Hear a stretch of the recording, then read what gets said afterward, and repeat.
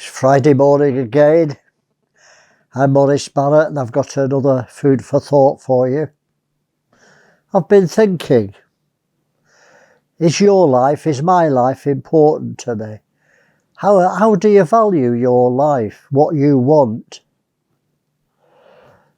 Well, Peter loved his life. He denied Jesus. He wouldn't suffer when he knew Jesus could be crucified.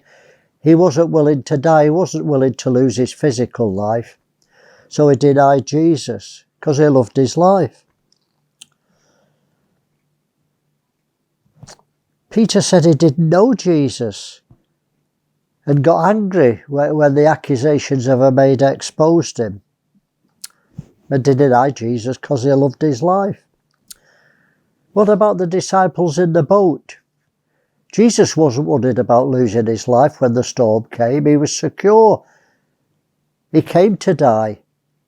But the disciples loved the life. They weren't willing to die. They were frightened. And Jesus told them off. He says, how is it you've got no faith? We do love our lives. But Jesus says some very challenging things. Contrast this, Peter, before he was converted, and the disciples in the boat. Contrast this with the cloud of witnesses in Hebrews 11, who were willing to suffer without deliverance. They didn't love their lives. They lost their lives. Let me read it. Verse 35, Hebrews 11. Women received their dead raised to life again. That's all the things that they achieved. And now it's coming to these people who wouldn't accept deliverance. And others were tortured, not accepting deliverance, that they may obtain a better resurrection. And others had trials of cruel mocking and scourging, yea, moreover, of bonds and imprisonment. They were stoned, they were sawn asunder, they lost their lives. They were tempted, they were slain with the sword. They wandered about in sheepskins and goatskins, being destituted, afflicted, tormented.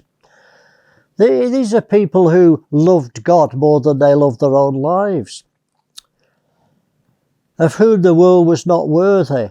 They wandered in deserts and mountains and dens and caves of the earth. On all these, having obtained a good report through faith, received not the promise. They died in faith. They didn't love their lives. God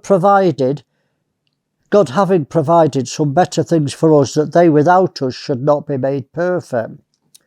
Then he carries on into chapter 12. Wherefore so, seeing we are compassed about with so great a cloud of witnesses, let's lay aside every weight and the sin which does so easily beset us, and let us run with patience the race that's set before us, looking unto Jesus, the author and finisher of our faith, who for the joy that was set before him endured the cross, despising the shame. See, when you look at the joy that's set before you, when you see the kingdom reigning with Christ, how can you love your life and hold on to it?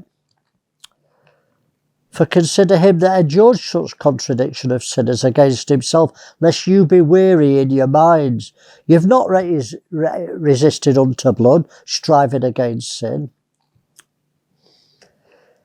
I know most people believe that Satan was cast out of heaven before creation, but that's nonsense if you read the Bible.